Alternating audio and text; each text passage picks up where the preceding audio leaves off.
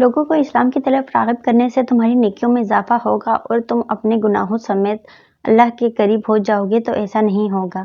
بہتر ہے تم اپنا ٹریک ریکارڈ ٹھیک کرو، صرف اپنے آپ کو دیکھو، دوسروں کو نیک بنانے کی کوشش نہ کرو، ہمیں برا ہی رہنے دو۔ اس نے توشی سے کہا۔ اس لمحے اس کے دل میں جو آیا اس نے سعد سے کہہ دیا۔ جب وہ خاموش ہوا تو سعد اٹھ کر چلا گیا۔ اس دن کے بعد اس نے دوبارہ کبھی سالار کے سامنے اسلام کی بات نہیں کی۔ وہ اس ویکینڈ پر بہت دنوں کے بعد کسی ریسٹورینٹ گیا تھا۔ اپنے آرڈرز ویٹر کو نوٹ کروانے کے بعد وہ ریسٹورینٹ کے شیشوں سے باہر سڑک کو دیکھنے لگا۔ وہ جس میز پر بیٹھا تھا وہ کھڑکی کے قریب تھی اور قد آدم کھڑکیوں کے شیشوں کے پاس بیٹھ کر اسے یوں ہی محسوس ہو رہا تھا جیسے وہ باہر فٹ پاتھ پر بیٹھا ہوا تھا۔ کسی لڑکی کی سسکیوں نے اس کی موہیت کو توڑا تھا۔ اس نے بے اختیار مڑ کر دیکھا۔ اس سے پچھلی میز پر ایک لڑکا اور لڑکی بیٹھے ہوئے تھے۔ لڑکی کسی بات پر روتے ہوئے سسکیاں لے رہی تھی اور ٹشو کے ساتھ اپنے آنسو پوچھ رہی تھی۔ لڑکا اس کے ہاتھ کو تھپتھپاتے ہوئے شاید اسے تسلی دے رہا تھا۔ ریسٹورینٹ اتنا چھوٹا اور ٹیبلز اتنے قریب قریب تھیں کہ وہ بڑی آسانی سے ان کی گفتگو سن سکتا تھا، مگر وہاں اس کام کے لیے نہیں آیا تھا۔ وہ سیدھا ہو گیا۔ ناگواری کی ایک لہر سی اس کے اندر سی اٹھی تھی۔ اسے اس طرح کے تماشے اچھے نہیں لگتے تھے۔ اس کا موڈ خراب ہو رہا تھا اور وہ وہاں سکون سے کچھ وقت گزارنے آیا تھا اور یہ سب کچھ اس کا دل اچاٹ ہونے لگا۔ وہ دونوں رشین تھے اور اسی زبان میں ایک دوسرے سے باتیں کر رہے تھے۔ وہ ایک بار پھر کھڑکی سے باہر دیکھنے لگا، مگر غیر محسوس طور پر اس کی سماعتیں ابھی بھی انہی سسکیوں کی طرف مرکوز تھیں۔ اس نے کچھ دیر بعد مڑ کر ایک بار پھر اس لڑکی کو دیکھا۔ اس بار اس کے مڑنے پر لڑکی نے بھی نظریں اٹھا کر اسے دیکھا۔ چند لمحوں کے لیے ان دونوں کی نظریں ملی تھیں اور وہ چند لمحے اس پر بہت بھاری گزرے تھے۔ اس کی آنکھیں متورم اور سرخ ہو رہی تھیں۔ اسے ایک دم ایک اور چہرہ یاد آیا، امامہ ہاشم کا چہرہ، اس کی متورم آنکھیں۔ ویٹر اس کا آرڈر لے کر آ چکا تھا۔ وہ اسے سرو کرنے لگا تھا۔ اس نے پانی کے چند گھونٹ پیتے ہوئے اپنے ذہن سے اس چہرے کو جھٹکنے کی کوشش کی۔ اس نے چند گہرے سانس لیے۔ ویٹر نے اپنا کام کرتے کرتے اسے غور سے دیکھا، مگر سالار کھڑکی سے باہر دیکھنے میں مصروف تھا۔ آج موسم بہت اچھا ہے اور میں یہاں اچھے لمحے گزارنے آیا ہوں، ایک اچھا کھانا کھانے آیا ہوں۔ اس کے بعد میں یہاں سے ایک فلم دیکھنے جاؤں گا۔ مجھے اس لڑکی کے بارے میں نہیں سوچنا چاہیے، کسی بھی طرح نہیں۔ وہ پاگل تھی، وہ بکواس کرتی تھی اور مجھے اس کے حوالے سے کسی قسم کا کوئی پچھتاوا نہیں ہونا چاہیے۔ مجھے کیا پتا وہ کہاں گئی، کہاں مری، یہ سب اس نے خود کیا تھا۔ میں نے صرف مذاق کیا تھا اس کے ساتھ۔ وہ مجھ سے رابطہ کرتی تو میں اسے طلاق دے دیتا۔ لاشعوری طور پر خود کو سمجھاتے سمجھاتے ایک بار پھر اس کا پچھتاوا اس کے سامنے آنے لگا تھا۔ پیچھے بیٹھی ہوئی لڑکی کی سسکیاں اب اس کے دماغ میں نیزے کی انی کی طرح چبھ رہی تھیں۔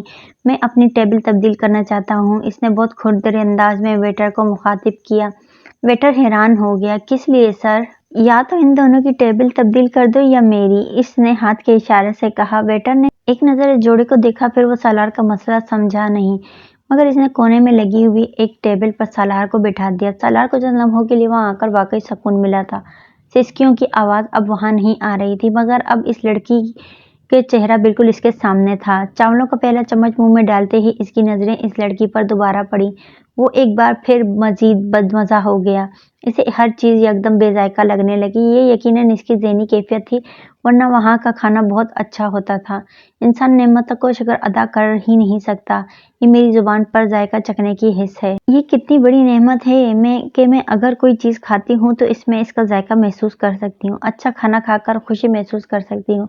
بہت سے لوگ اس نعمت سے بھی محروم ہوتے ہیں۔ اس کے کانوں میں ایک آواز گونجی تھی اور یہ شاید انتہا ثابت ہوئی۔ وہ کسی آتش فشاں کی طرح پھٹ پڑا۔ اس نے پوری قوت سے چمچ اپنی پلیٹ میں پٹخا اور بلند آواز میں دھاڑا۔ Shut up, just shut up. Restaurant میں یکدم خاموشی چھا گئی۔ یو بچ باسٹرڈ، جسٹ شٹ اپ۔ وہ اب اپنی سیٹ سے کھڑا ہو گیا تھا۔ اس کا چہرہ سرخ ہو رہا تھا۔ تم میرے ذہن سے نکل کیوں نہیں جاتی؟ دونوں کنپٹیوں پر ہاتھ رکھے ہوئے وہ چلایا۔ میں تمہیں مار ڈالوں گا اگر تم مجھے دوبارہ نظر آئیں۔ وہ ایک بار پھر چلایا اور پھر اس نے پانی کا گلاس اٹھا کر پانی پیا اور اس وقت پہلی بار اسے ریسٹورینٹ میں بیٹھے ہوئے لوگوں ان کی نظروں کا احساس ہوا۔ وہ سب اسے دیکھ رہے تھے۔ ایک ویٹر اس کے پاس آ رہا تھا۔ اس کے چہرے پر تشویش تھی۔ آپ کی طبیعت ٹھیک ہے سر؟ سالار نے کچھ بھی کہے بغیر اپنا والیٹ نکالا اور چند کرنسی نوٹ ٹیبل پر رکھ دیے۔ ایک لفظ بھی مزید کہے بغیر وہ ریسٹورینٹ سے نکل گیا۔ وہ امامہ نہیں تھی، ایک بھوت تھا جو اسے چمٹ گیا تھا۔ وہ جہاں جاتا وہ وہاں ہوتی، کہیں اس کا چہرہ، کہیں اس کی آواز، اور جہاں یہ دونوں چیزیں نہ ہوتی وہاں سالار کا پچھتاوا ہوتا۔ وہ ایک چیز بھولنے کی کوشش کرتا تو وہ دوسری چیز اس کے سامنے آ کر کھڑی ہو جاتی۔ بعض دفعہ وہ اتنا مشتعل ہو جاتا کہ اس کا دل چاہتا وہ اسے دوبارہ ملے اور وہ اس کا گلا دبا دے، या इसे शूट कर दे। इसे इसकी हर बात से नफरत थी। इस रात इसके साथ सफर में गुजारे हुए चंद घंटे इसकी जिंदगी को तबाह कर रहे थे। मगर आप क्यों आ रहे हैं? वो दोनों फोन पर बात कर रहे थे और इसने सलार को चंद दिनों बाद न्यू हेवन आने की इत्तला दी थी। सलार इस वक्त रूटीन की जिंदगी गुजार रहा होता तो वो इस इत्तला पर यकीनन खुश होता, मगर इस वक्त वो जहनी अबतरी के जिस दौर से गुजर रहा था, इसमें कामरान का आना इसे बेहद नागवार गुजर रहा था और वो ये नागवारी छुपा भी नहीं सका। क्या मतलब है तुम्हारा? क्यों आ रहे हो? तुमसे मिलने के लिए आ रहा हूँ। कामरान इसके लहजे पर कुछ हैरान हुआ। और पापा ने भी कहा है कि मैं तुमसे मिलने के लिए जाऊं। वो होंठ पीछे इसकी बात सुनता रहा। तुम मुझे एयरपोर्ट से पिक कर लेना, मैं तुम्हें एक दिन पहले अपनी फ्लाइट की टाइमिंग के बारे में बता दूंगा।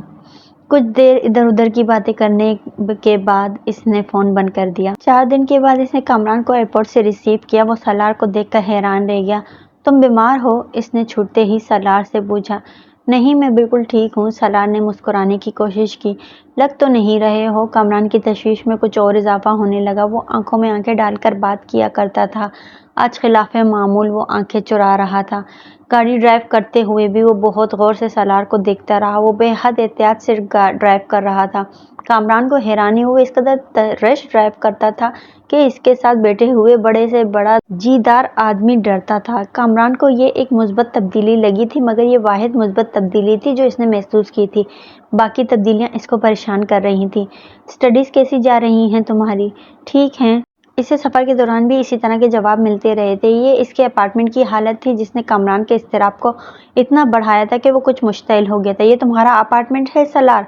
My God! सलार के पीछे इसके अपार्टमेंट में दाखिल होते ही वो चिल्ला उठा था। सलार अपनी चीज़ों को जिस तरह मुनज़्ज़म रखने का आदी था, वो नज़्म व ज़ब्त वहाँ नज़र नहीं आ रहा था।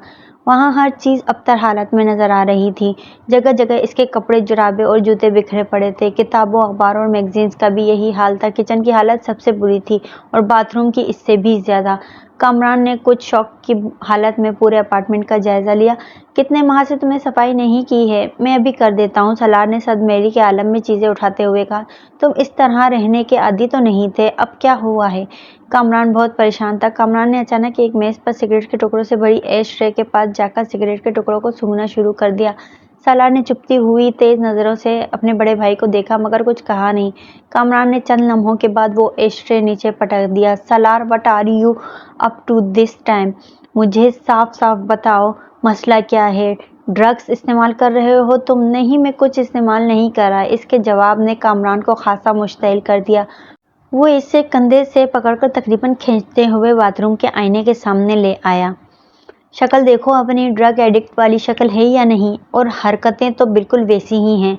देखो, नज़रें उठाओ, अपना चेहरे देखो अपना। वो अब इसे कॉलर से खींचते हुए कह रहा था।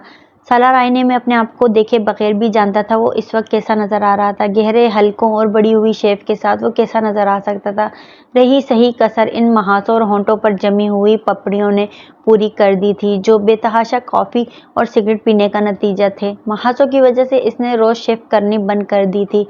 कुछ नाराज़गी के आलम में इसने कामरान से अपना कॉलर छुड़ाया और आईने पर नज़रें दौड़ाए बगैर बाथरूम से निकलने की कोशिश की। लानत बरस रही है तुम्हारी शक्ल पर। लानत वो लफ्ज़ था जो कामरान अक्सर इस्तेमाल किया करता था। सलार ने पहले कभी इस लफ्ज़ को महसूस नहीं किया था, मगर इस वक्त कामरान के मुंह से ये जुमला सुनकर वो जैसे बड़ा उठा था। हाँ, लानत बरस रही है मेरी शक्ल पर तो। वो कदरे भपरे हुए अंदाज में कामरान के सामने तन कर खड़ा हो गया। जब मैं कह रहा हूँ मैं ड्रग्स नहीं ले रहा, तो मैं नहीं ले रहा। आपको मेरा यकीन करना चाहिए। तुम पर यकीन? कामरान ने तंजिया लहजे में इसके पीछे बाथरूम से बाहर निकलते हुए कहा। इसने होंठ भींच लिए और कमरे की चीज़ें समेटने का काम जारी रखा। यूनिवर्सिटी जा रहे हो तुम? कामरान को अचानक एक और अंदेशा हुआ। जा रहा हूँ। वो चीज़ें उठाता रहा। कामरान को तसल्ली नहीं हुई। मेरे साथ हॉस्पिटल चलो, मैं तुम्हारा चेकअप करवाना चाहता हूँ। अगर आप ये सब करने आए हैं तो बेहतर है वापस चले जाएं। मैं कोई किंडरगार्टन का बच्चा नहीं हूँ, मैं अपना ख्याल रख सकता हूँ। कामरान ने इस बार कुछ कहने के बजाय इसके साथ मिलकर चीज़ें उठानी शुरू कर दी। सलार ने इत्मीनान का सांस लिया। इसका ख्याल था कि अब वो इस मामले पर दोबारा बहस नहीं करेगा, मगर ये इसका अंदाज़ा गलत था। कामरान ने इसके पास अपने क़याम को लंबा कर दिया। 2-3 दिन के बजाय वो पूरा 1 हफ्ता वहाँ रहा। सलार इसके क़याम के दौरान बाकायदगी से यूनिवर्सिटी जाता रहा, मगर कामरान इस दौरान इसके दोस्तों और प्रोफेसर से मिलता रहा। सेमेस्टर में फेल होने की खबर भी इसे सलार के दोस्तों से ही मिली थी और कामरान के लिए एक शौक था। सलार से कुछ भी तवक्को की जा सकती है, मगर सेमेस्टर में फेल होना, वो भी इस बुरी तरह से, जबकि वो कुछ अरसा पहले तक यूनिवर्सिटी के पिछले रिकॉर्ड ब्रेक करते हुए टॉप कर रहा था। इस बार इसने सलार से इस मामले को डिस्कस नहीं किया, बल्कि पाकिस्तान सिकंदर उस्मान को फ़ोन करके इस सारे मामले से आगाह कर दिया। सिकंदर उस्मान के पैरों तले से एक बार फिर ज़मीन निकल गई थी। सलार ने अपना साबका रिकॉर्ड बरकरार रखा था। वो 1-1.5 साल के बाद इनके लिए कोई न कोई नया मसला खड़ा करता रहता था, और हाशिम मुबीन वाले मामले को भी इतना ही अरसा होने वाला था। आप भी इससे इस मामले पर बात ना करें। यूनिवर्सिटी में कुछ छुट्टियां होने वाली हैं, आप इसे पाकिस्तान बुला लें, कुछ अरसे के लिए वहां रखें, फिर मम्मी से कहें कि वो इसके साथ वापसी पर यहाँ आ जाए, और जब तक इसकी तालीम ख़त्म नहीं होती इसके साथ रहें। कामरान ने सिकंदर उस्मान को समझाया। सिकंदर ने इस बार ऐसा ही किया था। वो बगैर बताए छुट्टियां शुरू होने से पहले न्यू हेवन पहुंच गए। इसका हुलिया देखकर सिकंदर उस्मान के पेट में गिरहें पड़ने लगी थी, मगर उन्होंने कामरान की तरह इसे बहस नहीं की। उन्होंने इसे अपने साथ पाकिस्तान चलने के लिए कहा। इसके एहतजाज और तालीमी मसरूफियात के बहाने को नज़रअंदाज करते हुए उन्होंने ज़बरदस्ती इसकी सीट बुक करा दी और इसे पाकिस्तान ले आए। वो रात 1 बजे पाकिस्तान पहुंचा। सिकंदर और तैयबा सोने के लिए चले गए। वो अपने कमरे में आ गया। वो तकरीबन 1.5 साल के बाद अपने कमरे को देख रहा था। सब कुछ वैसा ही था जिसे वो छोड़कर गया था। कपड़े तब्दील करने के बाद वो लाइट ऑफ करके अपने बेड पर लेट गया। वो फ्लाइट के दौरान सोता रहा था, इसलिए इस वक्त इसे नींद महसूस नहीं हो रही थी। शायद ये जोग्राफियाई तब्दीली थी जिसकी वजह से वो सो नहीं पा रहा था। मैं वाकई आहिस्ता आहिस्ता बेख्वाबी का शिकार हो जाऊंगा, इसने तारीकी में कमरे की छत को घूरते हुए कहा। कुछ देर इसी तरह बेड पर करवटें बदलते रहने के बाद वो उठ बैठा। कमरे की खिड़कियों की तरफ जाते हुए इसने पर्दों को हटा दिया। इसकी खिड़कियों के पार वसी साइड लॉन के दूसरी तरफ हाशिम मुबीन का घर नजर आ रहा था। इसने इतने सालों इस खिड़की के पर्दे आगे पीछे करते कभी हाशिम मुबीन के घर पर गौर नहीं किया था, मगर इस वक्त वो बहुत देर तक तारीकी में इस घर के ऊपर वाले फ्लोर की लाइट्स में नजर आने वाली इस इमारत को देखता रहा। बहुत सारी बातें इसे यकदम आने लगी थी। इसने पर्दा एक बार फिर बराबर कर दिए। वसीम के घर वालों को अमामा का पता चला। इसने अगले दिन नासरा को बुलाकर पूछा। नासरा ने इसे कुछ अजीब सी नज़रों से देखा। नहीं जी, कहाँ पता चला? उन्होंने तो एक एक जगह छान मारी, मगर कहीं से कुछ पता नहीं चला। इन्हें शक अभी भी आप पर ही है। सलमा बीबी तो बहुत गालियां देती हैं आपको। सलार इसे देखता रहा। घर के नौकरों से भी पुलिस ने बड़ी पूछगछ की थी, मगर मैंने तो मजाल है ज़रा भी कुछ बताया हो। उन्होंने मुझे काम से भी निकाल दिया था, मुझे भी, मेरी बेटी को भी, फिर बाद में दोबारा रख लिया। आपके बारे में मुझसे पूछते रहते हैं, शायद रखा भी इन लोगों ने दोबारा इसीलिए है कि यहाँ की खबरें मैं वहाँ देती रहूँ। मैं भी आएँ बाएँ शाएँ करके टाल देती हूँ। वो बात को कहाँ से कहाँ ले जा रही थी।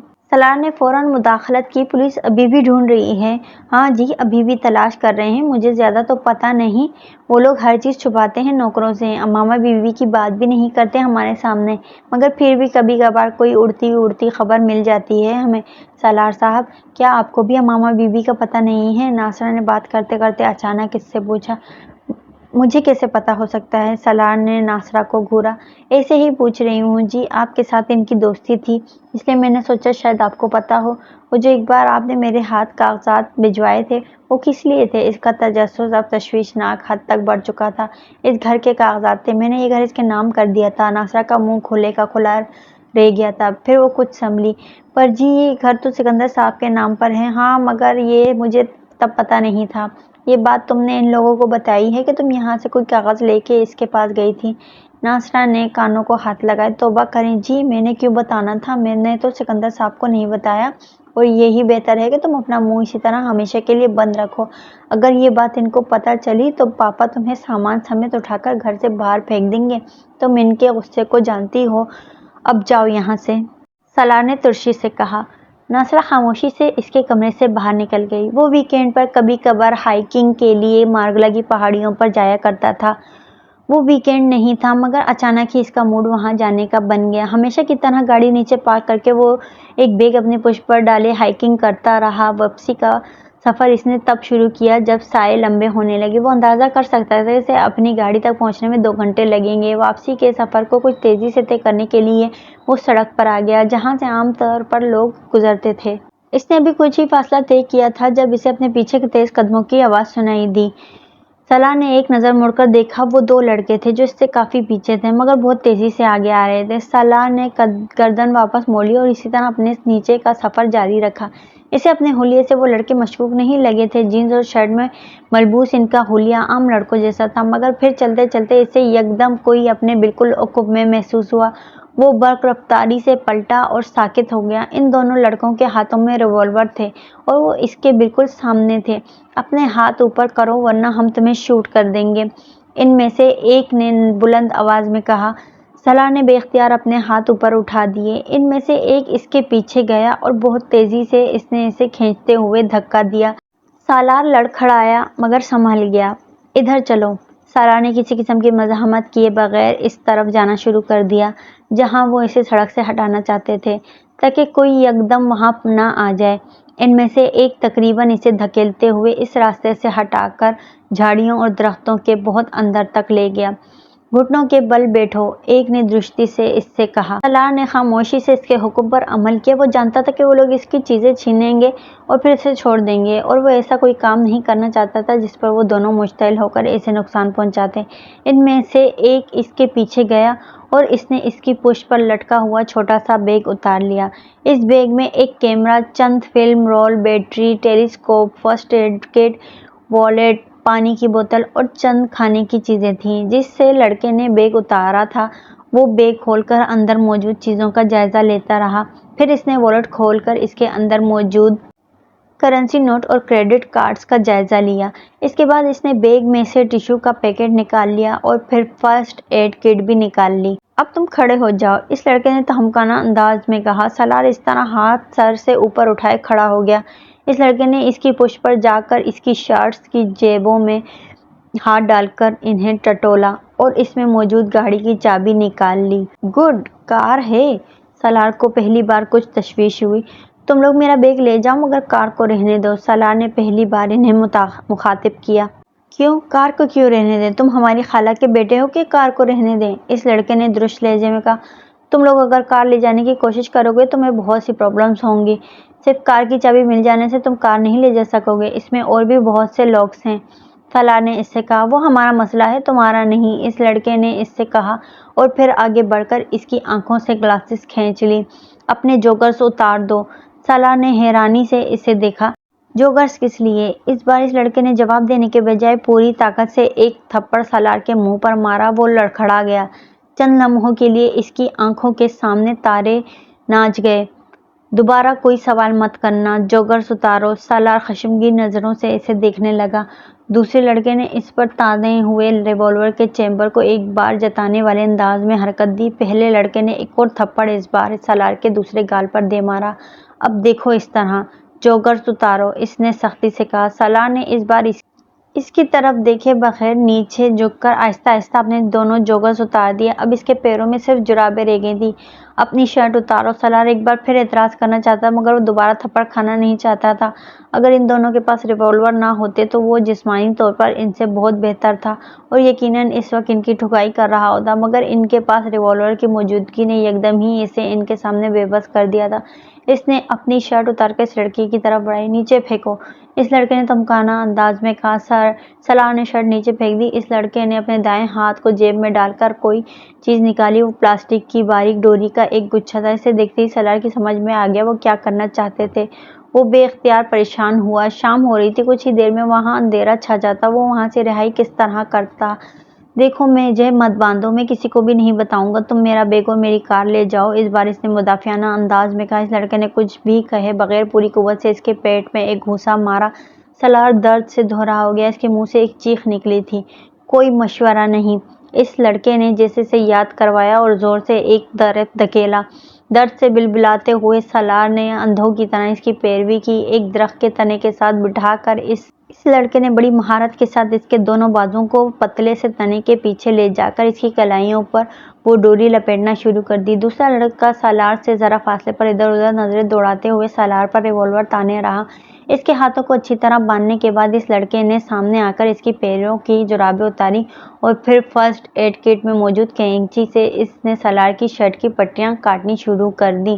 ان میں سے کچھ پٹیوں کو اس نے ایک بار پھر بڑی مہارت کے ساتھ اس کے ٹخنوں کے گرد لپیٹ کر گرہ لگا دی۔ پھر اس نے ٹشو کا پیکٹ کھولا اور اس میں موجود سارے ٹشو باہر نکال لیے۔ منہ کھولو، سالار جانتا تھا وہ اب کیا کرنے والے ہیں۔ وہ جتنی گالیاں اسے दिल में दे सकता था इस वक्त दे रहा था। इस लड़के ने एक के बाद दीगरे वो सारे टिश्यू इसके मुंह में ठूस दिए और फिर शर्ट के बाहर बच जाने वाली पट्टी को घोड़े की लगाम की तरह इसके मुंह में डालते हुए दरख्त के तने के पीछे से बांध दिया। दूसरा लड़का अब इत्मीनान से बैग बंद कर रहा था। फिर चंद मिनटों के बाद वो दोनों वहां से गायब हो चुके थे। इनके वहां से जाते ही सलार ने अपने आप को आज़ाद करने की कोशिश शुरू कर दी, मगर जल्द ही इसे अंदाजा हो गया कि वो एक बहुत बड़ी मुसीबत में गिरफ्तार हो चुका है।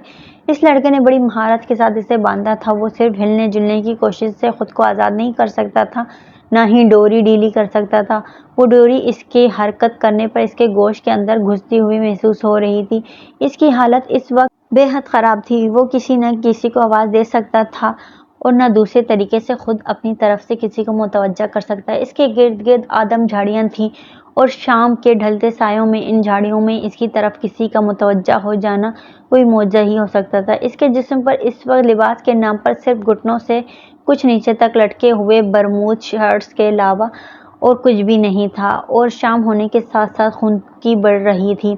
घर में कोई ये नहीं जानता था कि वो हाइकिंग के लिए आया हुआ है, और जब घर ना पहुंचने पर इसकी तलाश शुरू होगी तब भी यहाँ इस तारीकी में दरख्तों और झाड़ियों के दरमियान बंधे हुए इसके वजूद तक नहीं पहुंच सकते थे। आधे घंटे की जद्दोजहद के बाद जब अपने पैरों के गिर्द मौजूद पट्टियों को ढीला करने और फिर इन्हें खोलने में कामयाब हुआ, इस वक्त सूरज मुकम्मल गुरूब हो चुका था। अगर चांद ना निकला होता तो शायद वो अपने हाथ पांव और इर्द गिर्द के माहौल को भी न देख पाता। इक्का दुक्का गुजरने वाली गाड़ियों और लोगों का शोर अब ना होने के बराबर था। इसके इर्द गिर्द झींगरों की आवाज़ें गूंज रही थीं और वो गर्दन से कमर तक अपनी पुश्त पर दरख्त के तने की वजह से आने वाली रगड़ और खराशों को बखूबी महसूस कर सकता था। दरख्तों की दूसरी तरफ इसके हाथों की कलाइयों में मौजूद डोरी अब इसके गोश्त में उतरी हुई थी। वो हाथों को मजीद हरकत देने के काबिल नहीं रहा था। वो कलाई से उठने वाली ठीसें बर्दाश्त नहीं कर पा रहा था। इसके मुंह के अंदर मौजूद टिश्यूज अब गल चुके थे और इनके गलने की वजह से वो मुंह में लगाम की तरह कसी हुई पट्टी को हरकत देने लगा था, मगर वो गले से आवाज़ निकलने में अब भी बुरी तरह नाकाम था, क्योंकि वो इन गले हुए टिश्यूज को ना निगल सकता था ना उगल सकता था। वो इतनी ज़्यादा थे कि वो इन्हें च्युइंगम की तरह चबाने में भी नाकाम था। इसके जिस्म पर कपकपी तारी हो रही थी। वो सुबह तक इस हालत में वहां यकीनन ठठर कर मर जाता। अगर खौफ या किसी जहरीले कीड़े के काटने से न मरता तो इसके जिस्म पर अब छोटे छोटे कीड़े रेंग रहे थे और बार बार वो इसे काट रहे थे। वो अपनी बरहना टांगों पर चलने और काटने वाले कीड़ों को झटक रहा था, मगर बाकी जिस्म पर रेंगने वाले कीड़ों को झटकने में नाकाम था, और वो नहीं जानता था कि इन छोटे कीड़ों के बाद इसे और किन कीड़ों का सामना करना पड़ेगा, और अगर वहां बिच्छू और सांप होते तो। वक्त गुजरने के साथ साथ इसकी हालत मजीद खराब हो रही थी। आखिर ये सब मेरे साथ क्यों हुआ है? आखिर मैंने क्या किया है? वो बेचारगी से सोचने में मसरूफ था। और मैं यहाँ मर गया तो मेरी लाश तक दोबारा किसी को नहीं मिलेगी। कीड़े मकोड़े और जानवर मुझे खा जाएंगे। इसकी हालत गैर होने लगी। एक अजीब तरह के खौफ ने इसे अपनी गिरफ्त में ले लिया था। तो क्या मैं इस तरह मरूंगा यहाँ इस हालत में, बेलिबास बेनिशान? घर वालों को पता तक नहीं होगा मेरे बारे में? क्या मेरा अंजाम ये होना है? इसके दिल की धड़कन रुकने लगी। इसे अपनी मौत से एकदम खौफ आया, इतना खौफ कि इसे सांस लेना मुश्किल लगने लगा। इसे यूं लगा जैसे मौत इसके सामने इससे चंद कदम के फासले पर खड़ी हो, इसके इंतजार में, ये देखने के वो किस तरह सिसक कर मरता है। वो दर्द की परवाह किए बगैर एक बार फिर अपनी कलाइयों की डोरी को तोड़ने या ढीली करने की कोशिश करने लगा। इसके बाजू शल होने लगे। 15 मिनट बाद इसने एक बार फिर अपनी जद्दोजहद छोड़ दी। वो इस वक्त इसे एहसास हुआ कि इसके मुंह की पट्टी ढीली हो गई थी। वो गर्दन को हिलाते हुए इसे मुंह से निकाल सकता था। इसके बाद इसने टिश्यूज निकाल दिए थे। अगले कई मिनट वो गहरे सांस लेता रहा।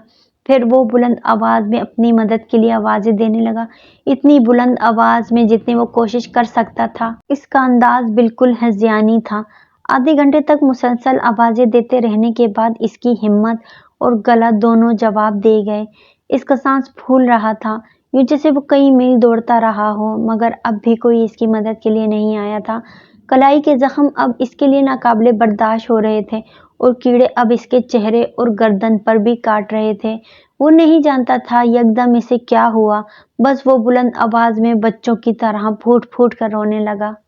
وہ زندگی میں پہلی بار رو رہا تھا، شاید زندگی میں پہلی بار اسے اپنی بے بسی کا احساس ہو رہا تھا، اور اس وقت درخت کے اس تنے کے ساتھ بندھے سے سکتے ہوئے اسے احساس ہوا کہ وہ مرنا نہیں چاہتا ہے۔ وہ موت سے اسی طرح خوفزدہ ہو رہا تھا جس طرح نیو ہیون میں ہوا تھا۔ وہ نہیں جانتا تھا وہ کتنی دیر اسی طرح بے بسی کے عالم میں بلند آواز میں روتا رہا، پھر اس کے آنسو خشک ہونے لگے۔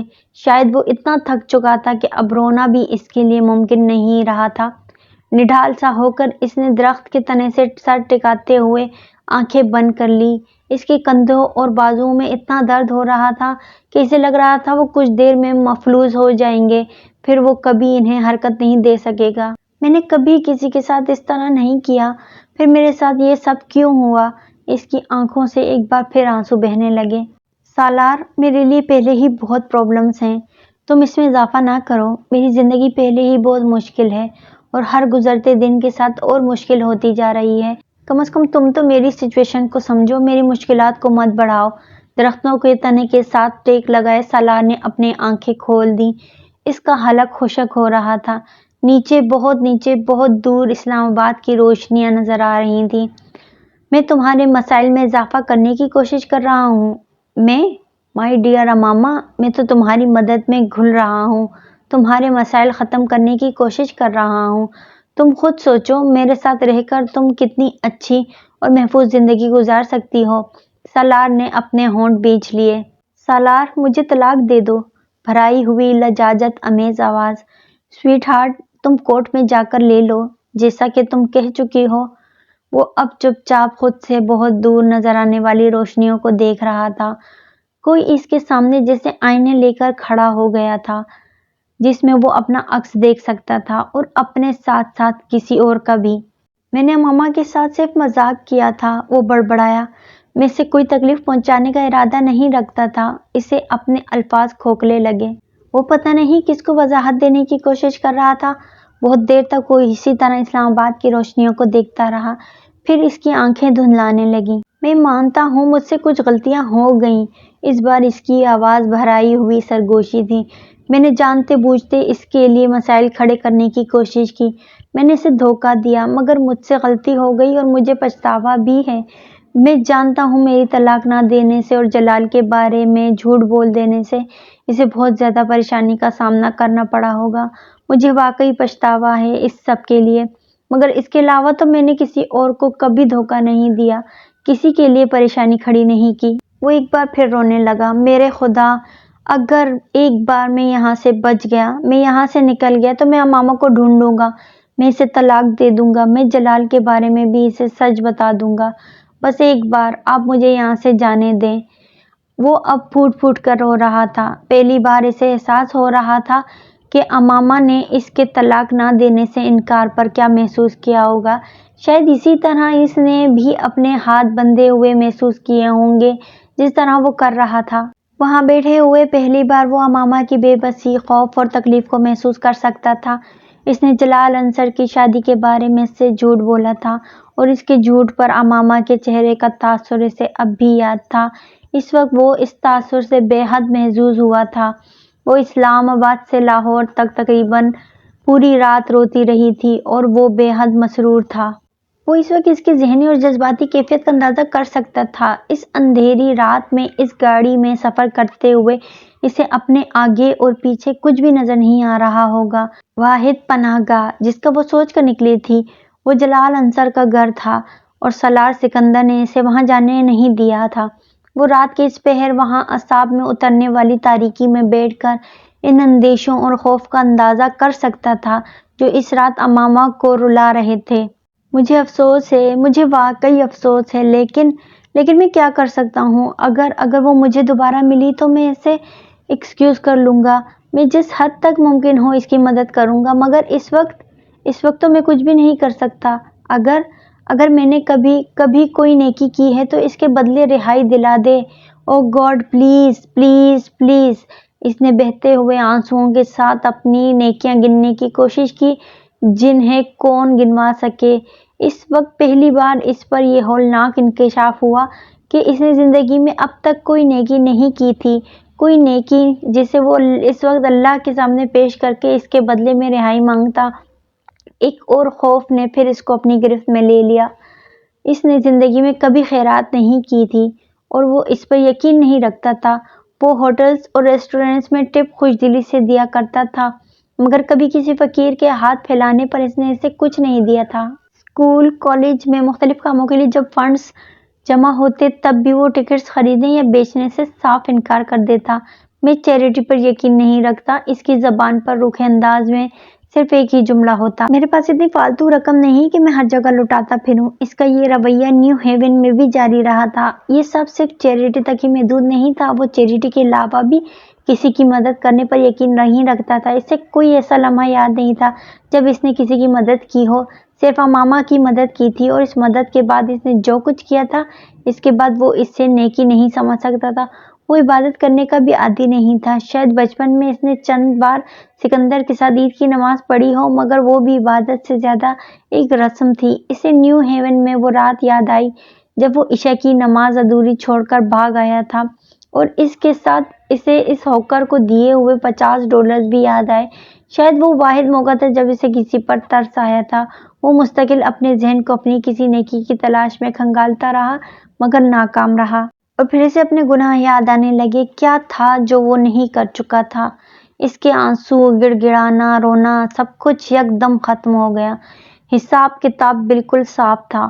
وہ اگر آج اس حالت میں مر جاتا تو اس کے ساتھ کوئی زیادتی نہ ہوتی۔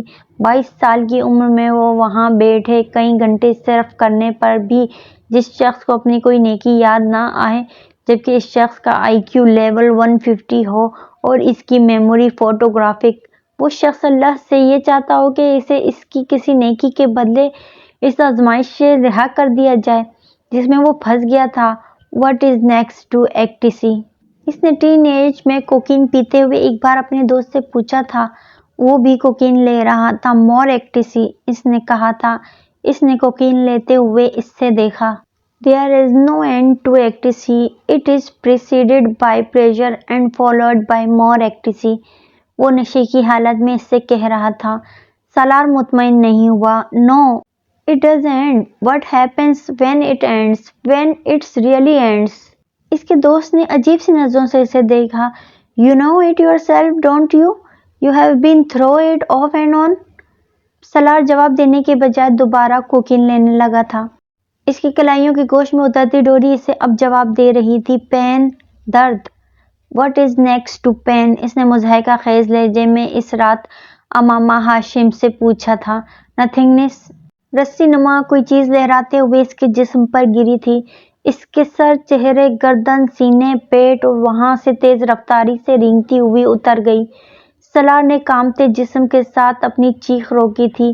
وہ کوئی سانپ تھا جو اسے کاٹے بغیر چلا گیا تھا۔ اس کا جسم پسینے میں نہا گیا تھا۔ اس کا جسم اب جاڑے کے مریض کی طرح تھر تھر کانپ رہا تھا۔ Nothingness، آواز بالکل صاف تھی۔ And what is next to nothingness؟ تحقیر آمیز آواز اور مسکراہٹ اس کی تھی۔ Hell، اس نے یہی کہا تھا۔ وہ پچھلے 8 گھنٹے سے وہاں بندھا ہوا تھا۔ اس ویرانے، اس تاریک، اس وحشت ناک تنہائی میں وہ پورا 1 گھنٹا حلق کے بل پوری دقت سے مدد کے لیے پکارتا رہا تھا، یہاں تک اس کا حلق آواز نکالنے کے قابل نہیں رہا تھا۔ نتھنگنیس سے ہیل، وہ ان دونوں کے بیچ کہیں معلق تھا، یا شاید نتھنگنیس میں داخل ہونے والا تھا اور ہیل تک پہنچنے والا تھا۔ تمہیں خوف نہیں آتا؟ یہ پوچھتے ہوئے کہ ہیل کے بعد کیا آئے گا، دوزخ کے بعد آگے کیا آ سکتا ہے؟ انسان کے معتوب اور مغصوب ہو جانے کے بعد باقی بچتا ہی کیا ہے جسے جاننے کا تمہیں اشتیاق ہے؟ سالار نے وحشت بھری نظروں سے ارد گرد دیکھا۔ وہ کیا تھا؟ قبر یا دوزخ، یا زندگی میں اس کا ایک منظر؟ بھوک، پیاس، بے بسی، بے یاری و مددگاری، جسم پر چلتے کیڑے جنہیں وہ خود کو کاٹنے سے روک نہیں پا رہا تھا، مفلوج ہوتے ہوئے ہاتھ، پاؤں، پشت اور ہاتھوں کی کلائیوں پر لمحہ بلمحہ بڑھتے ہوئے زخم۔ خوف تھا یا دہشت، پتہ نہیں کیا تھا، مگر وہ بلند آواز میں پاگلوں کی طرح چیخیں مارنے لگا تھا۔ اس کی چیخیں دور دور تک فضا میں گونج رہی تھیں۔ ہذیانی اور جنونی انداز میں بلند کی جانے والی بے مقصد اور خوفناک چیخیں۔ اس نے زندگی میں اس طرح خوف کا کبھی محسوس نہیں کیا تھا، کبھی بھی نہیں۔ اسے اپنے ارد گرد عجیب سے بھوت چھلتے پھرتے نظر آنے لگے تھے۔ اسے لگ رہا تھا اس کے دماغ کی رگ پھٹنے والی ہے یا پھر نروس بیک گراؤنڈ۔ پھر اس کی چیخیں آہستہ آہستہ دم توڑنے لگیں۔ اس کا گلا پھر بند ہو گیا تھا، اب صرف سرسراہٹیں تھیں جو اسے سنائی دے رہی تھیں۔ اسے یقین ہو چکا تھا کہ وہ اب مر رہا ہے، اس کا ہارٹ فیل ہو رہا ہے یا پھر وہ اپنی ذہنی توازن کھو دینے والا ہے۔ اور اسی وقت اچانک تنے کے پیچھے بندھی ہوئی کلائیوں کی ڈوری ڈھیلی ہو گئی۔ ہوش و حواس کھوتے ہوئے اس کے اعصاب نے ایک بار پھر جھٹکا لیا۔ اس نے نچلا ہونٹ دانتوں میں دباتے ہوئے اپنے ہاتھوں کو حرکت دی، ڈوری اور ڈھیلی ہو گئی تھی، شاید مسلسل تنے کی رگڑ لگتے لگتے درمیان سے ٹوٹ گئی تھی۔ اس نے ہاتھوں کو کچھ اور حرکت دی اور تب اسے احساس ہوا کہ وہ درخت کے تنے سے آزاد ہو چکا تھا۔ اس نے بے یقینی کے عالم میں اپنے ہاتھوں کو سیدھا کیا، درد کی تیز لہریں سے اس کے بازوؤں سے گزری۔ کیا میں بچ گیا ہوں؟ کیوں؟ کس لیے؟ معاف ہوتے ہوئے ذہن کے ساتھ اس نے اپنی گردن کے گرد موجود اس پٹی کو اتارا جو پہلے اس کے منہ کے گرد بندھی گئی تھی، بازوؤں کو دی گئی تھی۔ معمولی حرکت سے اس کے منہ سے گرہ نکلی تھی۔ اس کے بازوؤں میں شدید تکلیف ہو رہی تھی، اتنی تکلیف کہ اسے لگ رہا تھا وہ دوبارہ کبھی اپنے بازو استعمال نہیں کر سکے گا۔ اس کی ٹانگیں بھی سن ہو رہی تھیں۔ اس نے کھڑے ہونے کی کوشش کی، وہ لڑکھڑا کر بازوؤں کے بل زمین پر گرا، ہلکی سی چیخ اس کے منہ سے نکلی۔ اس نے دوسری کوشش ہاتھوں اور گھٹنوں کے بل کی، اس بار وہ کھڑا ہونے میں کامیاب ہو گیا۔ وہ دونوں لڑکے اس کے جوگرز اور گھڑی بھی لے جا چکے تھے، اس کی جرابیں وہیں کہیں پڑی تھیں، وہ اندھیرے میں انہیں ٹٹول کر پہن سکتا تھا مگر بازوؤں اور ہاتھوں کو استعمال میں لانا پڑتا، اور وہ اس وقت یہ کام کرنے کے قابل نہیں تھا، نہ جسمانی طور پر نہ ذہنی طور پر۔ وہ اس وقت صرف وہاں سے نکل جانا چاہتا تھا، ہر قیمت پر اندھیرے میں ٹھوکریں کھاتے، جھاڑیوں سے الجھتا، خراشیں لیتا وہ کسی نہ کسی طرح اس راستے پر آ گیا تھا جس راستے سے وہ دونوں ہٹا کر اسے وہاں لے آئے تھے، اور پھر ننگے پاؤں اس نے نیچے کا سفر طے کیا۔ اس کے پیروں میں پتھر اور کنکریاں چبھ رہی تھیں مگر وہ جس ذہنی اور جسمانی اذیت کا شکار تھا اس کے سامنے یہ کچھ بھی نہیں تھا۔ وہ یہ نہیں جانتا تھا کہ وقت کیا ہوا تھا مگر اسے یہ اندازہ تھا کہ آدھی رات سے زیادہ گزر چکی ہے۔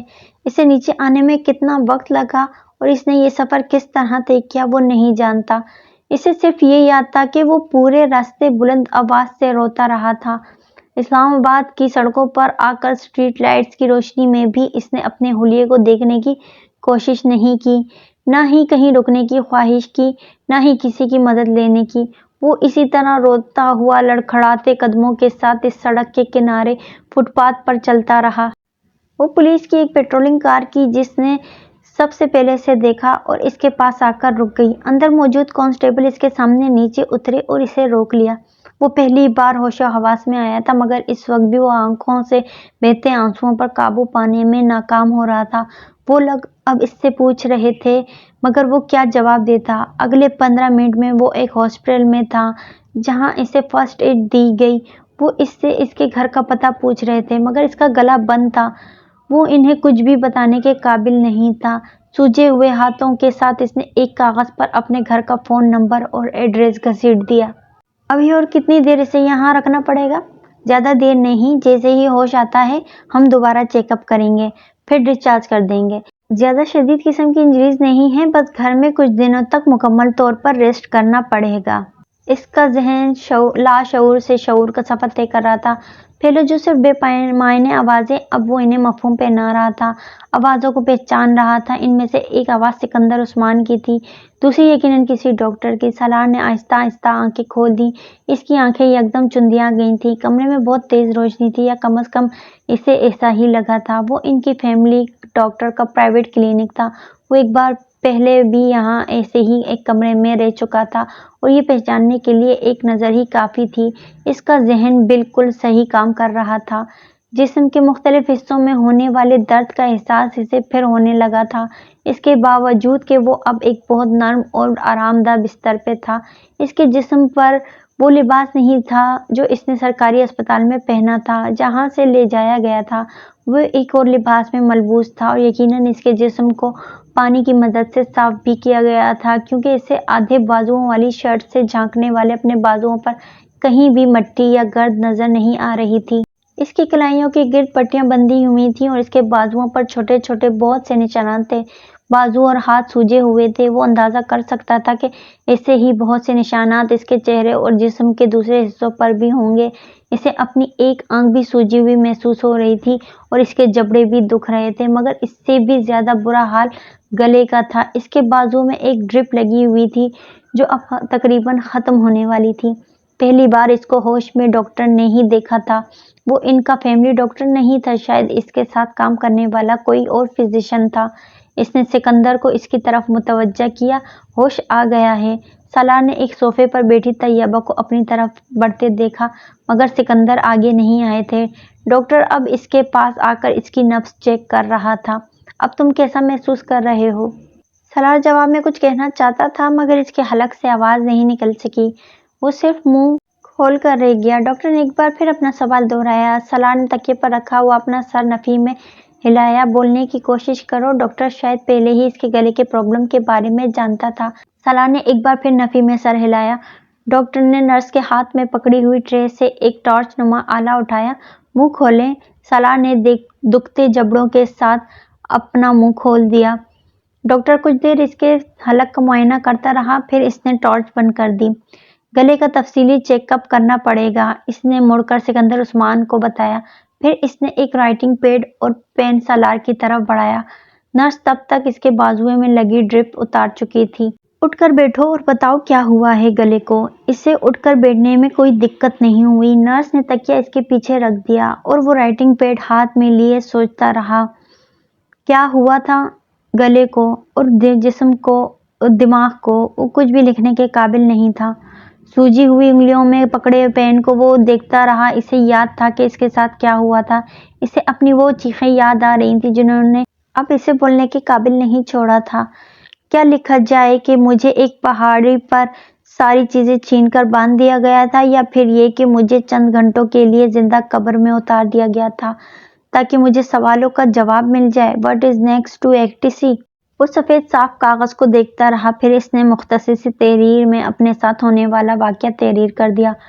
डॉक्टर ने राइटिंग पैड पकड़कर एक नज़र इन 7-8 जुमलों पर डाली और फिर इसे सिकंदर उस्मान की तरफ बढ़ा दिया। आपको चाहिए कि फौरी तौर पर पुलिस से राब्ता करें ताकि कार बरामद की जा सके। पहले ही काफ़ी देर हो गई है, पता नहीं वो गाड़ी कहाँ से कहाँ ले जा चुके होंगे।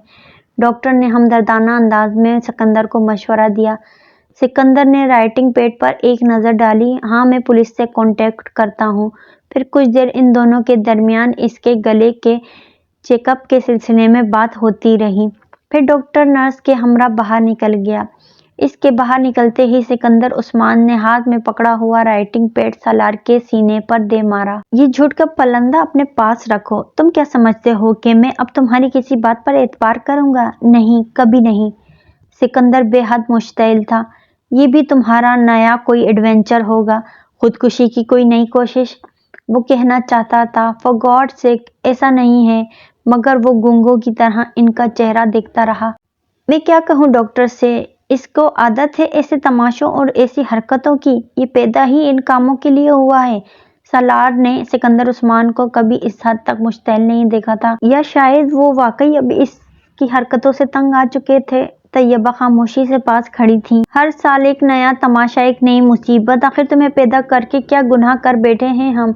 सिकंदर उस्मान को यकीन था ये भी इसके किसी नए एडवेंचर का हिस्सा था। जो लड़का 4 बार खुद को मारने की कोशिश कर सकता था, इसके पीछे हाथ पांव पर मौजूद इन जख्मों को कोई डकैती करार नहीं दे सकता था, वो भी इसी सूरत में जब इस वाक़ये का कोई गवाह नहीं था। सलार को शेर आया वाली कहानी याद आई। बाज़ कहानियाँ वाकई सच्ची होती हैं। वो बार बार झूठ बोलकर अब अपना एतबार गंवा चुका था। शायद वो सब कुछ ही गंवा चुका था। अपनी इज्जत, खुद एतमादी, गुरूर, फ़ख्र, हर वो चीज़ किसी पाताल में पहुंच गया था।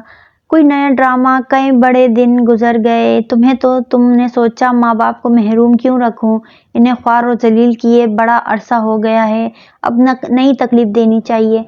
ہو سکتا ہے سکندر یہ ٹھیک کہہ رہا ہو، آپ پولیس کو گاڑی کے بارے میں اطلاع تو دیں۔ اب طیبہ رائٹنگ پیڈ پر لکھی ہوئی تحریر پڑھنے کے بعد سکندر سے کہہ رہی تھی، یہ ٹھیک کہہ رہا ہے، کبھی آج تک ٹھیک کہا ہے اس نے؟ مجھے اس بکواس کے ایک لفظ پر بھی یقین نہیں ہے۔ تمہارا یہ بیٹا کسی دن مجھے اپنی کسی حرکت کی وجہ سے پھانسی پر چڑھا دے گا اور تم کہہ رہی ہو پولیس کو اطلاع دوں، اپنا مذاق بنواؤں؟ کار کے ساتھ بھی کچھ نہ کچھ کیا ہوگا اس نے، بیچ دی ہوگی کسی کو یا کہیں پھینک آیا ہوگا۔ وہ اب واقعی اسے گالیاں دے رہے تھے، اس نے کبھی انہیں گالیاں دیتے ہوئے نہیں سنا تھا، وہ صرف ڈانٹا کرتے تھے اور وہ ان کی ڈانٹ پر بھی مشتعل ہو جایا کرتا تھا۔ چاروں بھائیوں میں وہ واحد تھا جو ماں باپ کی ڈانٹ سننے کا بھی روادار نہیں تھا، اور اس سے بات کرتے ہوئے سکندر بہت محتاط ہوا کرتے تھے کیونکہ وہ کسی بھی بات پر مشتعل ہو جایا کرتا تھا۔ مگر آج پہلی دفعہ سالار کو ان کی گالیوں پر بھی غصہ نہیں آیا تھا۔ وہ اندازہ کر سکتا تھا کہ اس نے انہیں کس حد تک ضج کر دیا ہے۔ وہ پہلی بار اس بیڈ پر بیٹھے اپنے ماں باپ کی حالت کو سمجھنے کی کوشش کر رہا تھا۔ کیا چیز تھی جو انہوں نے اسے نہیں دی تھی؟ اس کے منہ سے نکلنے سے پہلے وہ اس کی فرمائش پوری کر دینے کے عادی تھے، اور وہ اس کے بدلے میں انہیں کیا دیتا رہا تھا، کیا دے رہا تھا؟ ذہنی اذیت، پریشانی، تکلیف۔ اس کے علاوہ اس کے بہن بھائیوں میں سے کسی نے ان کے لیے کوئی پریشانی نہیں کھڑی کی تھی، صرف ایک وہ تھا جو کسی دن تمہاری وجہ سے ہم دونوں کو خودکشی کرنی پڑے گی، تمہیں تبھی سکون ملے گا، صرف تبھی چین آئے گا تمہیں۔ پچھلی رات اس پہاڑ پر اس طرح بندھے اسے پہلی بار ان کی یاد آئی تھی، پہلی بار اسے پتا چلا تھا کہ اسے ان کی کتنی ضرورت تھی، وہ ان کے بغیر کیا کرے گا، اس کے لیے ان کے علاوہ کون پریشان ہوگا۔ اسے سکندر کے لفظوں سے زندگی میں پہلی بار کوئی بے عزتی محسوس نہیں ہو رہی تھی۔ وہ ہمیشہ سے سکندر کے زیادہ قریب رہا تھا اور اس کے سب سے زیادہ جھگڑے بھی انہی کے ساتھ ہوتے رہتے تھے۔ میرا دل چاہ رہا ہے کہ میں دوبارہ کبھی تمہاری شکل تک نہ دیکھوں، تمہیں دوبارہ وہیں پھینکوا دوں جس جگہ کے بارے میں تم جھوٹ بول رہے ہو۔ اب بس کرو سکندر، طیبہ نے ان کو ٹوکا۔ میں بس کروں؟ یہ کیوں بس نہیں کرتا؟ کبھی تو ترس کھا لے یہ ہم لوگوں پر اور اپنی حرکتیں چھوڑ دے۔ کیا اس پر فرض کر کے اسے زمین پر اتارا گیا تھا کہ یہ ہماری زندگی عذاب بنا دے؟ سکندر طیبہ کی بات پر مزید مشتعل ہو گئے۔ ابھی وہ پولیس والے بیان لینے آ جائیں گے جنہوں نے اسے سڑک پر پکڑا تھا، یہ بکواس پیش کریں گے ان کے سامنے کہ اس بیچارے کو کسی نے لوٹ لیا ہے۔ اچھا تو یہ ہوتا ہے کہ اس بار واقعی کوئی اسے لوٹتا اور اسے پہاڑ پر سے نیچے پھینکتا تاکہ میری جان چھوٹ جاتی۔ سالار بے اختیار سسکنے لگا۔ سکندر اور طیبہ بھونچکا رہ گئے۔ وہ اپنے دونوں ہاتھ جوڑے رو رہا تھا، وہ زندگی میں پہلی بار اسے روتا دیکھ رہے تھے اور وہ بھی ہاتھ جوڑے۔ وہ کیا کر رہا تھا، کیا چاہ رہا تھا، کیا بتا رہا تھا؟ سکندر عثمان بالکل ساکت تھے۔ طیبہ اس کے قریب بیڈ پر بیٹھ گئی، انہوں نے سالار کو اپنے ساتھ لگاتے ہوئے تھپکنے کی کوشش کی، وہ بچوں کی طرح ان سے لپٹ گیا۔ اس کی پائنتی کی طرف کھڑے سکندر عثمان کو اچانک احساس ہوا کہ شاید اس بار وہ جھوٹ نہیں بول رہا، شاید اس کے ساتھ واقعی کوئی حادثہ ہوا تھا۔ وہ طیبہ کے ساتھ لپٹا ننھے بچوں کی طرح ہچکیوں سے رو رہا تھا۔ طیبہ اسے چپ کراتے کراتے خود بھی رونے لگی۔ وہ چھوٹی چھوٹی بات پر تو کیا بڑی بڑی باتوں پر بھی رونے کا عادی نہیں تھا۔ پھر آج کیا ہوا تھا کہ اس کے آنسو نہیں رک رہے تھے؟ اس سے دور کھڑے سکندر عثمان کے دل کو کچھ ہونے لگا۔ اگر یہ ساری رات واقعی وہاں بندھا رہا تھا تو اس ساری رات اس کے انتظار میں جاگتے رہے تھے اور بگڑتے رہے تھے۔ ان کا خیال تھا کہ وہ گاڑی لے کر پھر کہیں لاہور یا کہیں اور آوارہ گردی کے لیے چلا گیا ہوگا۔ انہیں تشویش ہو رہی تھی مگر وہ سالار کی حرکتوں سے واقف تھے، اس لیے تشویش سے زیادہ غصہ تھا، اور 2:30 بجے کے قریب وہ سونے کے لیے چلے گئے تھے جب انہیں فون پر پولیس کی طرف سے یہ اطلاع ملی۔ وہ ہاسپٹل پہنچے تھے اور انہوں نے اسے وہاں بہت ابتر حالت میں دیکھا تھا، مگر وہ یقین کرنے پر تیار نہیں تھے کہ اس کے ساتھ کوئی حادثہ ہوا تھا۔ وہ جانتے تھے وہ خود کو اذیت پہنچاتا رہا تھا۔ جو شخص اپنی کلائی کاٹ لے، ون وے کو توڑتے ہوئے ٹریفک کی بھیڑ میں اپنی بائیک دے مارے، سلیپنگ پلز لے لے، اپنے آپ کو باندھ کر پانی میں الٹا کود جائے۔ اس کا جسم کیڑوں کے کاٹنے کے نشانات سے جگہ جگہ بھرا ہوا تھا، بعض جگہوں پر نیلاہٹ تھی۔ اس کے پیر بھی بری طرح سے زخمی تھے، ہاتھوں کی کلائیاں، گردن اور پشت کا بھی یہی حال تھا، اس کے جبڑوں پر بھی خراشیں پڑی ہوئی تھیں۔ اس کے باوجود سکندر عثمان کو یقین تھا کہ یہ سب کچھ اس کی اپنی کارستانی ہی ہوگی۔ شاید اس وقت وہ بولنے کے قابل ہوتا اور وضاحتیں پیش کرتا تو وہ کبھی بھی اس پر یقین نہ کرتے، مگر اسے اس طرح ہچکیوں کے ساتھ روتا دیکھ کر انہیں یقین آنے لگا تھا کہ وہ سچ کہہ رہا تھا۔ وہ کمرے سے باہر نکل گئے اور انہوں نے موبائل پر پولیس سے رابطہ کیا۔ 1 گھنٹے کے بعد انہیں پتہ چل گیا کہ سرخ رنگ کی ایک اسپورٹس کار پہلے ہی پکڑی جا چکی ہے اور اس کے ساتھ 2 لڑکے بھی۔ پولیس نے انہیں ایک معمول کی چیکنگ کے دوران لائسنس اور گاڑی کے کاغذات نہ ہونے پر گھبرا جانے پر پکڑا تھا۔ انہوں نے ابھی تک یہ نہیں بتایا تھا کہ انہوں نے گاڑی کہیں سے چھینی تھی، وہ صرف یہی کہتے رہے کہ وہ گاڑی انہیں کہیں ملی تھی اور وہ صرف شوق اور تجسس میں مجبور ہو کر چلانے لگے۔ چونکہ پولیس کے پاس ابھی تک کسی گاڑی کی FIR بھی درج نہیں کرائی گئی تھی، اس لیے ان کے بیان کی تصدیق مشکل ہو گئی تھی۔ مگر سکندر عثمان کی FIR کے کچھ دیر بعد ہی انہیں کار کے بارے میں پتہ چل گیا تھا۔ اب وہ صحیح معنوں میں سالار کے بارے میں تشویش کا شکار ہوئے تھے۔ سکندر اور طیبہ سالار کو اس رات واپس نہیں لے کر آئے، وہ اس رات ہاسپٹل میں ہی رہا۔ اگلے دن اس کے جسم کا درد اور سوجن میں کافی کمی ہو چکی تھی۔ وہ دونوں 11 بجے کے قریب اسے گھر لے آئے۔ اس سے پہلے پولیس کے 2 اہلکاروں نے اس سے ایک لمبا چوڑا تحریری بیان لیا تھا۔ سکندر اور طیبہ کے ساتھ اپنے کمرے میں داخل ہوتے ہوئے پہلی بار اس نے اپنی کھڑکیوں پر لگی ہوئی مختلف ماڈلز ان نیوڈ تصویروں کو دیکھا۔ اسے بے اختیار شرم آئی۔ طیبہ اور سکندر بہت بار اس کے کمرے میں آتے رہے تھے اور وہ تصویریں ان کے لیے کوئی نئی یا قابل اعتراض چیز نہیں تھی۔ تم اب آرام کرو، میں نے تمہاری فریج میں پھل اور جوس رکھوا دیا ہے، بھوک لگے تو نکال کر کھا لینا یا پھر ملازم کو بلوا لینا، وہ نکال دے گا، طیبہ نے اس سے کہا۔ وہ اپنے بیڈ پر لیٹا ہوا تھا۔ وہ دونوں کچھ دیر اس کے پاس رہے، پھر کھڑکی کے پردے برابر کر کے اسے سونے کی تاکید کرتے ہوئے چلے گئے۔ وہ ان کے باہر نکلتے ہی اٹھ کر بیٹھ گیا۔ اس نے کمرے کے دروازے کو اندر سے لاک کیا۔ کھڑکیوں کے پردے ہٹا کر اس نے بہت تیزی سے ان پر لگی ہوئی تمام تصویروں کو اتارنا شروع کر دیا۔ پوسٹر، تصویریں، کٹ آؤٹ، اس نے چند منٹ میں پورا کمرہ صاف کر دیا تھا۔ واش روم میں جا کر اس نے باتھ ٹب میں انہیں پھینک دیا۔ واش روم کی لائٹ جلانے پر اس کی نظر اپنے چہرے پر پڑی تھی۔ وہ بری طرح سوجا ہوا نیلا ہو رہا تھا۔ وہ ایسے ہی چہرے کی توقع کر رہا تھا۔ وہ ایک بار پھر واش روم سے نکل آیا۔ اس کے کمرے میں پورنوگرافی کے بہت سے میگزین بھی پڑے تھے۔ وہ انہیں اٹھا لایا۔ اس نے انہیں بھی باتھ ٹب میں پھینک دیا۔ پھر وہ باری باری اپنے ریک میں پڑی ہوئی گندی ویڈیوز اٹھا کر اس میں سے ٹیپ نکالنے لگا۔ آدھے گھنٹے کے اندر اس کا کارپیٹ ٹیپ کے ڈھیر سے بھرا ہوا تھا۔ اس نے وہاں موجود تمام ویڈیوز کو ضائع کر دیا اور ٹیپ اس کے ڈھیر کو اٹھا کر باتھ ٹب میں پھینک دیا اور لائٹر کے ساتھ اس نے انہیں آگ لگا دی۔ ایک چنگاری بھڑکی تھی اور تصویروں اور ٹیپ کا وہ ڈھیر جلنے لگا تھا۔ اس نے ایگزاسٹ آن کر دیا تھا، باتھ روم کی کھڑکیاں کھول دیں۔ وہ اس ڈھیر کو اس لیے جلا رہا تھا کیونکہ وہ اس آگ سے بچنا چاہتا تھا جو وہ دوزخ سے اسے اپنی لپیٹوں میں لے لیتی۔ آگ کی لپیٹیں تصویروں اور ٹیپ کے اس ڈھیر کو کھا رہی تھیں، یوں جیسے وہ صرف آگ کے لیے ہی بنائی گئی تھیں۔ وہ پلکیں جھپکے بغیر باتھ ٹب میں آگ کے اس ڈھیر کو دیکھ رہا تھا، یوں جیسے وہ اس وقت کسی دوزخ کے کنارے کھڑا تھا۔ ایک رات پہلے اس پہاڑی پر اس حالت میں اسلام آباد کی روشنیوں کو دیکھتے ہوئے اس نے سوچا تھا کہ وہ اس کی زندگی کی آخری رات تھی اور وہ اس کے بعد دوبارہ کبھی ان روشنیوں کو نہیں دیکھ سکے گا۔ اس نے ہذیانی حالت میں گڑا پھاڑ پھاڑ کر چیختے ہوئے بار بار کہا تھا، ایک بار، صرف ایک بار مجھے ایک موقع دیں، صرف ایک موقع، میں دوبارہ گناہ کے پاس تک نہیں جاؤں گا، میں کبھی گناہ کے پاس نہیں جاؤں گا۔ اسے یہ موقع دے دیا گیا تھا، اب اس وعدے کو پورا کرنے کا وقت تھا۔ آگ نے ان سب کاغذوں کو راکھ بنا دیا تھا۔ جب آگ بجھ گئی تو اس نے پانی کھول کر پائپ کے ساتھ اس راکھ کو بہانا شروع کر دیا۔ سالار پلٹ کر دوبارہ واش بیسن کے سامنے آ کر کھڑا ہو گیا۔ اس کے گلے میں موجود سونے کی چین کو وہ لوگ اتار کر لے گئے تھے، مگر اس کے کانوں کی لو میں موجود ڈائمنڈ ٹاپس وہیں تھا۔ وہ پلیٹینیم میں جڑا ہوا تھا اور لوگوں نے اس پر کوئی توجہ نہیں دی تھی۔ شاید ان کا خیال ہوگا کہ وہ کوئی معمولی پتھر یا پھر زرکون ہوگا، یا پھر شاید اس کے لمبے بالوں کی وجہ سے اس کے کان کی لو چھپی رہی ہوگی۔ وہ کچھ دیر آئینے میں خود کو دیکھتا رہا، پھر اس نے کان کی لو میں موجود ٹاپس اٹھا کر واش بیسن کے پاس رکھ دیا۔ شیونگ کٹ میں موجود کلپر اس نے نکالا اور اپنے بال کاٹنے لگا۔ بڑی بے رحمی اور بے دردی کے ساتھ واش بیسن میں بہتا ہوا پانی ان بالوں کو اپنے ساتھ بہا کر لے جا رہا تھا۔ ریزر نکال کر اس نے شیو کرنی شروع کر دی، وہ جیسے اپنی تمام تر نشانیوں سے پیچھا چھڑا رہا تھا۔ شیو کرنے کے بعد اس نے اپنے کپڑے نکالے، اپنے ہاتھوں پر بندھی پٹیاں کھولیں اور شاور کے نیچے جا کر کھڑا ہو گیا۔ وہ پورا 1 گھنٹہ اپنے پورے جسم کے ایک ایک حصے کو کلمہ پڑھ پڑھ کر صاف کرتا رہا، یوں جیسے وہ آج پہلی بار اسلام سے متعارف ہوا ہو۔ पहली बार मुसलमान हुआ हो।